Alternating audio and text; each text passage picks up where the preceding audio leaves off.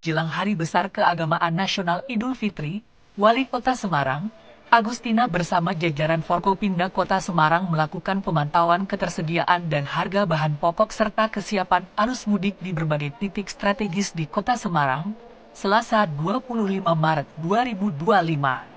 Kegiatan ini bertujuan memastikan stok kebutuhan pokok tetap aman dan harga terkendali serta kesiapan infrastruktur Kota Semarang dalam menyambut lonjakan arus mudik. Kalau stoknya oke, ya, stoknya oke. Tugas kita kan untuk urusan pangan ini kan yang pertama stok. Stok ada dulu. Stok ada, aksesibel apa enggak? Maksudnya dijual apa enggak? Itu yang kedua. Kemudian yang ketiga, kualitasnya.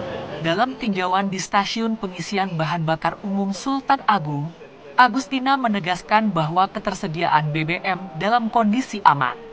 Bahkan Pertamina menyediakan layanan Pol 135 untuk delivery service BBM 10 hingga 30 liter tanpa biaya tambahan. Dan memastikan pasokan terjaga hingga setelah Lebaran. Pihak SPBU juga melaporkan bahwa konsumsi Pertamax dan Pertalite naik 20%, sedangkan konsumsi solar dan Dexlite turun 15% seiring dengan berkurangnya aktivitas kendaraan berat selama masa Lebaran. Agustina juga meninjau pasar Jatingaleh guna memantau harga dan pasokan bahan pokok.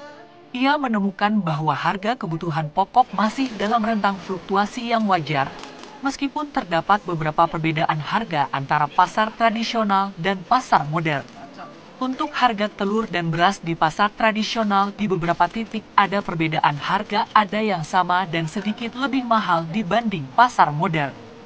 Dirinya juga menyoroti aksesibilitas pasar yang terganggu akibat pembangunan flyover dan minta Dinas Perhubungan mempertimbangkan solusi seperti pembangunan jembatan penyeberangan untuk meningkatkan kembali kunjungan pembeli.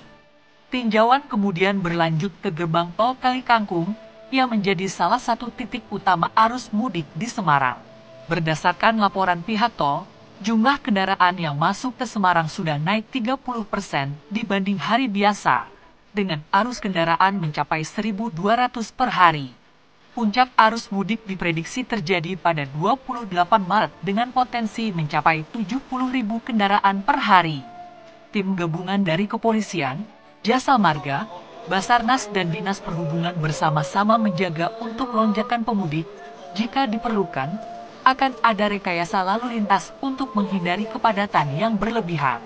Selain kesiapan lalu lintas, Wali Kota juga mengingatkan para pemudik untuk menjaga kesehatan, terutama di tengah kondisi cuaca yang tidak menentu. Apabila kelelahan bisa istirahat di rest area terdekat.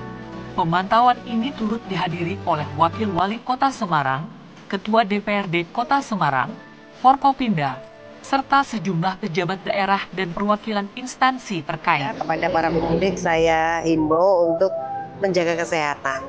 Tentu di masa puasa ini diupayakanlah untuk sahur yang cukup supaya kuat ya kalau pas mau mudik, kemudian buka puasa dengan makanan-makanan yang lebih bergizi dan tentu saja menjaga istirahat yang cukup. Dengan sinergi yang kuat, pemerintah Kota Semarang berkomitmen untuk memastikan kelancaran mudik dan menjaga stabilitas harga bahan pokok selama Ramadan hingga Idul Fitri 2025.